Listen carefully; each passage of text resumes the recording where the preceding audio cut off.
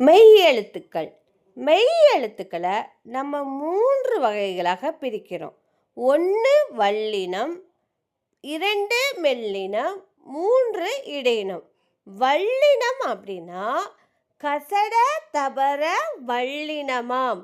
கசட தபர வல்லின எழுத்துக்கள் ரொம்ப கடின சொற்களாக இருக்கிறதுனால, ஹார்டாக இருக்கிறதுனால அதற்கு வல்லினம் என்று பெயர் வந்தது.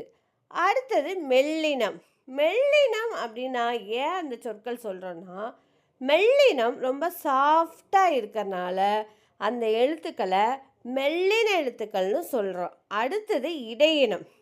இடையின எழுத்துக்கள் ஏன் சொல்கிறோன்னா, ஹார்டாகவும் இல்லாமல் சாஃப்டாகவும் இல்லாமல் ரெண்டுக்கு இடைப்பட்ட எழுத்துக்களாக இருக்கிறனால அது இடையினம்.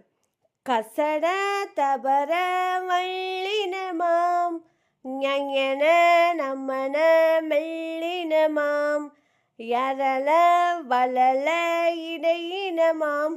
இன்று இப்படி 3 வகைகளாக நம்ம மெய் எழுத்துக்களை பிரிச்சிருக்கோம்.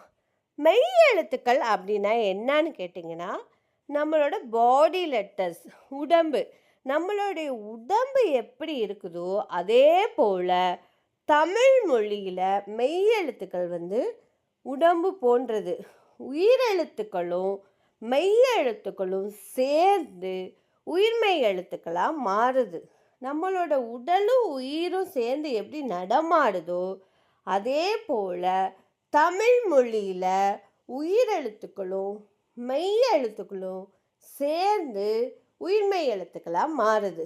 மெய் எழுத்துக்களோட ஸ்பெஷல் என்னென்னா, தலை மேலே டாட்டு கம்பல்சரி அதுக்கு இருக்கும். அதை வச்சு கண்டுபிடிச்சிடலாம்.